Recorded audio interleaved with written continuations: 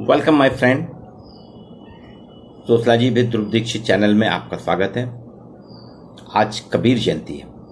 कबीर कवि के रूप में जाने जाते हैं, समाज सुधारक के रूप में जाने जाते हैं। हिंदी साहित्य में हम कबीर के दोहे, उनकी रचनाओं को पढ़ते हैं। धार्मिक रूप से कबीर भक्ति आंदोलन के प्रणेता हैं और कबीर को जितना समझेंगे, जितना जानेंगे, उतना लगेगा ये समाज को बनाने वाले, समाज को संगठित करने वाले, सामाजिक संरचना को स्थापित करने में इनका बहुत बड़ा योगदान है। मैंने कबीर को कई बार पढ़ा। समाजशास्त्र का विद्यार्थी हूँ, समाज के बारे में अध्ययन करता हूँ, समाज के बारे में जानने का प्रयास करता हूँ, समाज के बारे में किसने क्या कहा, इन सभी चीज़ों को देखता हूँ। जब इनका अध्ययन करता हूँ, किताबों का अध्ययन करता हूँ, उसमें मैंने कबीर का भी अध्ययन किया, कबीर को भी जानने का प्रयास किया।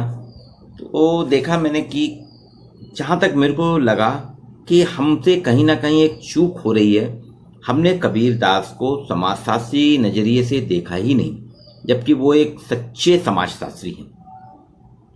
क्योंकि समाज के साथ रह के, समाज के संदर्भ में, सामाजिक संरचना के बारे में, सामाजिक विविधताओं के बारे में, सामाजिक संबंधों के बारे में, सामाजिक व्यवहार और भारतीय समाज की वर्ण व्यवस्था, जाति व्यवस्था, रीति रिवाज, रूढ़ियाँ, इन सभी के बारे में जितना गहराई से चिंतन कबीर ने किया है, उतना किसी भी समाजशास्त्री ने किया।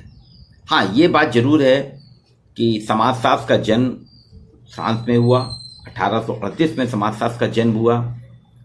फ्रांस के बाद में इंग्लैंड, अमेरिका, पाश्चात्य देश और पश्चिमी सभ्यता से उत्प्रोत पश्चिमी विचारकों का इसमें ज़्यादा योगदान है। भारत में काफ़ी बाद में आया।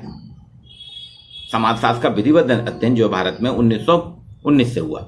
उसके पहले जो अध्ययन होता था वो भी समाज के परिप्रेक्ष्य में होता था, लेकिन हमने उसको कभी भी, हमारे यहाँ समाजशास्त्र 1838 के पहले के जितने भी समाज सुधारक हुए हैं, सामाजिक विचारक हुए हैं, सामाजिक चिंतक हुए हैं, हमने कभी उनको इस नज़रिए से नहीं देखा।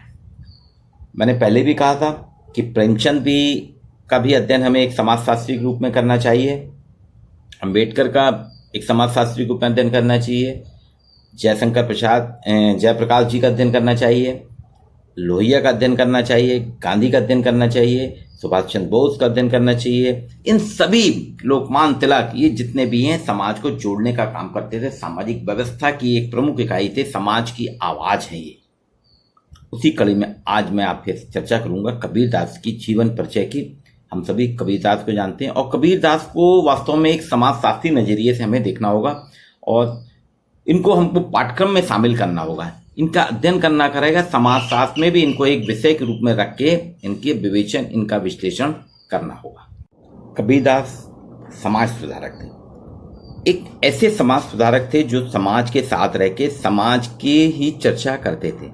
एक और अनूठी विशेषता थी, कबीर ने एक भी क्लास नहीं पढ़ी, ना ही उन्होंने कभी कलम को पकड़ा। एक विलक्षण प्रतिभा, ये दैवी शक्ति के प्रतीक। 15वीं सदी के भारतीय रहस्यवादी कवि संत के रूप में हम जानते हैं कबीरदास जी को।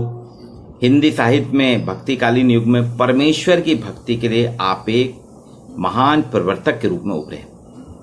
कबीर का अर्थ ही है सर्वश्रेष्ठ। कबीर का अर्थ अगर हम देखें, उसका अर्थ होता है सर्वश्रेष्ठ। कबीर एक समाज सुधारक थे। ये कवि बाद में बने, समाज सुधारक पहले।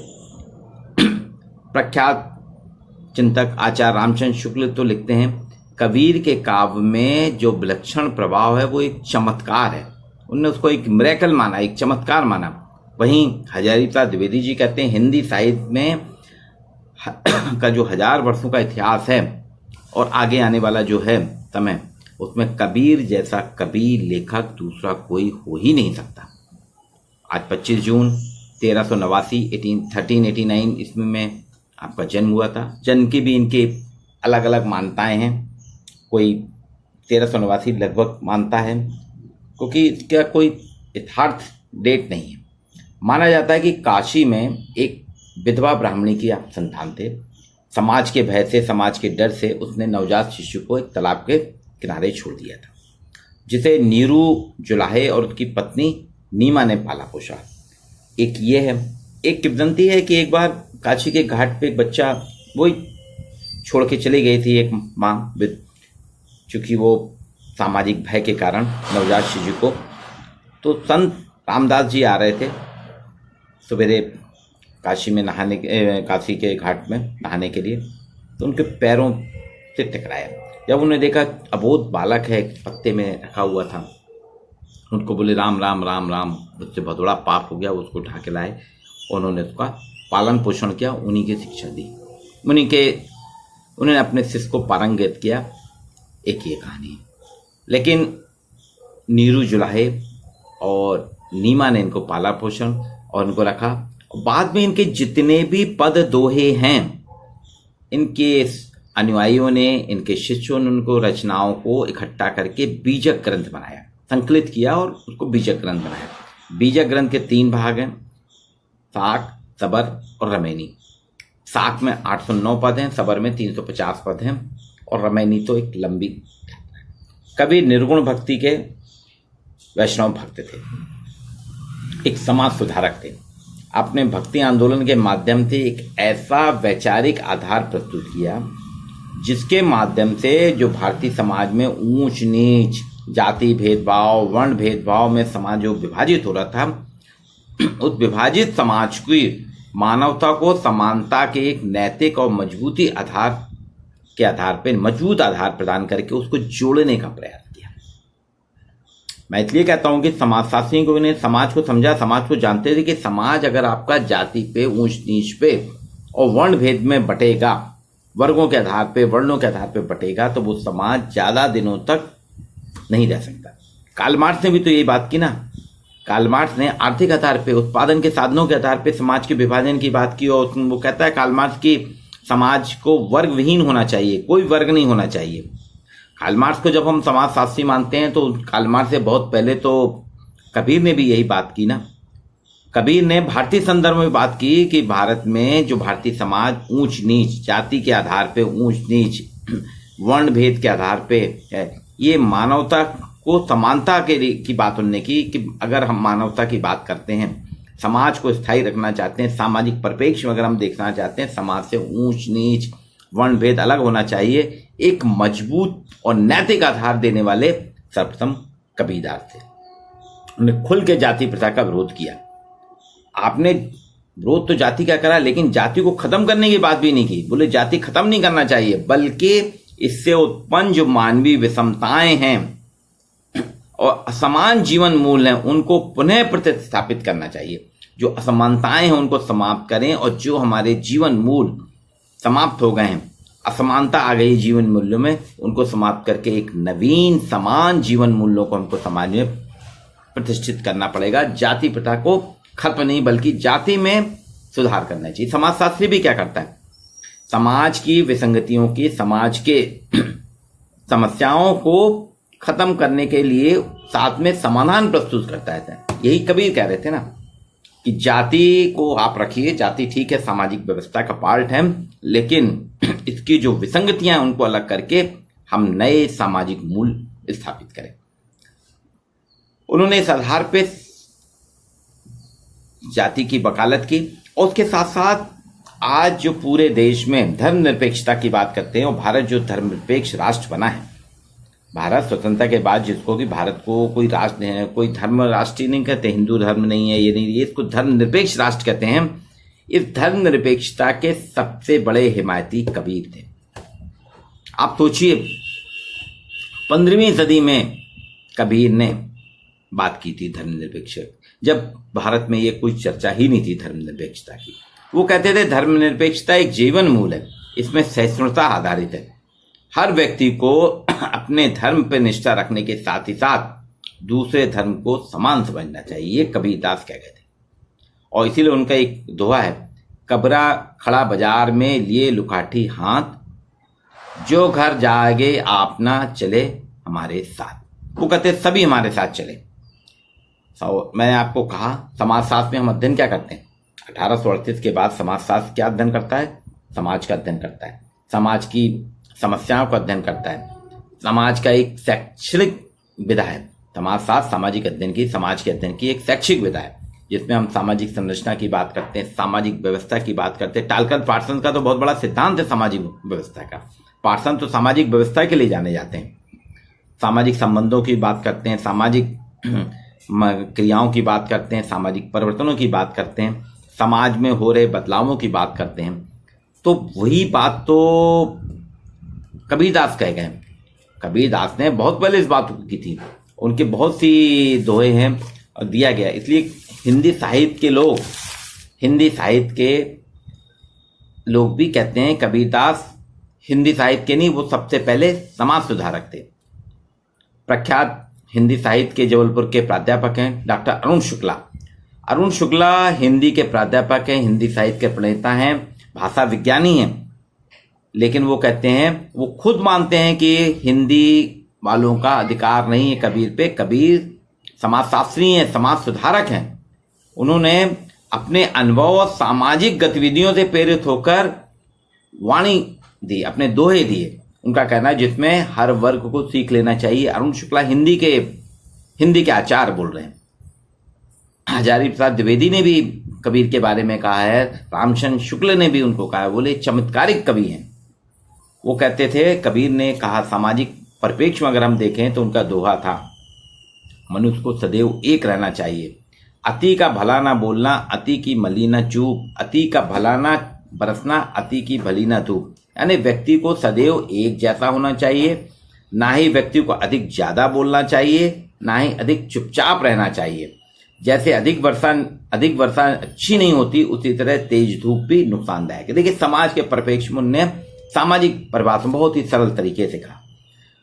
उन्होंने कहा आलोचना किसी की स्वीकार नहीं। वो कहते हैं दोस्त पराये देखी करी, चला हसंत हसन, अपने याद न आवई जिनका आदि ना अंत। वो कहते हैं जब भी कोई व्यक्ति किसी की बुराई की ओर इंगित करता है तो सामने वाला को खुद उस कटघरे में खड़े होना चाहिए, किसी की आलोचना उसे स्वीकार नहीं। हर वो नफरत और क्रोध है, निंदक नीरे राखिए आंगन कुटी छबाए, बिन पानी साबुन बिना निर्मल करे सुभाए। अर्थात वो कहते हैं लोगों को एक दूसरे पे आरोप प्रत्यारोप तो हम बहुत करते हैं, अब मर्यादित होकर अभद्र व्यवहार भाषा का भी प्रयोग करते हैं, लेकिन इसका कारण एक दूसरे के प्रति हमारी नफरत और क्रोध है। इसलिए हमें मृदु वाणी बोलकर स्वयं शांत रहना चाहिए। ये जितने भी कबीर के दोहे हैं, जितने भी वो समाज की प्रमुख इकाई व्यक्ति, सामाजिक समूह, सामाजिक संरचना के परिप्रेक्ष्य में। लेकिन हम समाजशास्त्रियों की एक सबसे बड़ी कमी है कि हमने पाश्चात्य समाजशास्त्रियों के विचारों को, भले ही वो पहले साहित्यकारों विज्ञान के छात्र रहे हों, लेकिन उनके समाज के संदर्भ में जो चर्चा की उनको तो हमने आत्मसात कर लिया। लेकिन हमारे भारतीय जितने भी चिंतक थे जो समाज के बारे में चर्चा करते थे, उनको हमने कभी भी समाजशास्त्रीय नजरिए से देखने का प्रयास ही नहीं करा। उन्हीं में प्रेमचंद भी हैं, कबीर भी हैं, राजा राम मोहन राय भी। समाजशास्त्र की एक ब्रांच है सोशल वर्क, समाजकार। समाजकार में तो हम करते हैं ना, समाजकार समाज के परिप्रेक्ष्य में काम करते हैं, समाजकार की विधियों के, वैज्ञानिक विधियों का प्रयोग करके करते हैं। मैंने कहा पहले भी समाजशास्त्र, समाजकार एक अध्ययन की, समाज के अध्ययन की शैक्षिक विधा है। और कबीर जो थे, कबीर के दोहे जो थे, उन्होंने कभी भी किसी कक्षा कोई अध्ययन नहीं करा, कोई पढ़ाई नहीं करी, कोई कभी कलम नहीं पकड़ी, किसी किताब को उन्होंने नहीं पकड़ा। लेकिन उनके गुरु रामदास जी ने जो उनको बताया, उनके साथ में के, और समाज की जितनी विसंगतियां थी, जिन जिन विसंगतियों को उन्होंने झेला, उनके जन्म का भी है कि कौन है क्या है कुछ नहीं मालूम उनके बारे में। कुछ कहते हैं मुसलमान के यहाँ जन्म हुआ, कुछ कहते हैं हिंदू में जन्म, लेकिन हिंदू मुस्लिम दोनों से उन्होंने किसी, और धर्म निरपेक्षता की बात की, बोले सब बराबर है। एक और उन्होंने कहा था, ये हम तय कैसे करेंगे कि ईश्वर की पूजा हम करेंगे, आप नहीं करेंगे। ब्राह्मण ईश्वर की पूजा करेगा, क्षत्रिय ईश्वर की पूजा करेंगे, बाकी शूद्र। बोले ईश्वर तो आराधना है, ईश्वर की हम सब संतान हैं, ईश्वर के लिए सभी समान हैं, तो ईश्वर भी सबके लिए समान होना चाहिए। ये एक सामाजिक विसंगति जो थी, इसका उन्होंने विरोध किया, जाति प्रथा का विरोध किया। तो इस सभी दृष्टिकोण से अगर हम देखें तो कबीर एक भारतीय प्रथम समाजशास्त्री, भारत में या अगस्त काम के पहले के भी समाजशास्त्री नजरिए से हम देखें तो कबीर ही पहले समाजशास्त्री होते हैं, भारत ही नहीं पूरे विश्व के। और मेरा आग्रह है कि हम सभी को प्रयास करना चाहिए कि अपने अपने प्रांतों में पाठ्यक्रमों में भारतीय समाज में इन सभी समाजशास्त्रियों का समाहित करें, चाहे राजा राम मोहन राय हो, प्रेमचंद हो, कबीर हो, इन सभी को रखें और इनके जो अध्ययन है उनको भी करें। कबीरदास की जीवनी के बारे में हम जानते हैं 15वीं सदी के भारतीय रहस्यवादी कवि हैं। इनका जन्म तय नहीं है, 25 जून 1389 को जन्म हुआ था और 1518 में मगहर उत्तर प्रदेश में इनका निधन हुआ। इनकी पत्नी का नाम था लोई, बच्चे थे इनके 2, लड़के का नाम कमाल और लड़की का नाम कमाली था। जुलाहे के घर में थे, चरखा भी काटते थे, अंधविश्वासों का विरोध करते थे। ये अंधविश्वास वगैरह जो थे उसके युद्ध के प्रथम उद्घोषक थे और सतत संघर्ष किया। इनका जीवन बहुत था। हालांकि ये अपने जो जुलाहे ने इनको पाला पोसा है, नीरू जुलाहे ने और नीमा ने, उससे इन्हें बहुत कुछ प्रेरणा ली और इनके सच्चे गुरु जो थे जिनके कारण ये हुए, रामदास जी थे। तो आज कबीर जयंती पे एक समाजशास्त्री दृष्टि से मैंने उनका परिचय आपके सामने प्रस्तुत किया और कबीरदास जी को मैं नमन करता हूँ और तोतला जी भी ध्रुव दीक्षित चैनल उनका ससम्मान उनको नमन करता है और चाहता है, हम चाहते हैं कि कबीरदास को हम सभी अपने समाजशास्त्र के मित्र प्राध्यापक साथियों से मेरा आग्रह है कि कबीरदास के बारे में वो चिंतन एक समाजशास्त्री दृष्टिकोण से करें जिसे समाजशास्त्री के रूप में कबीरदास जी को स्थापित किया जा सके।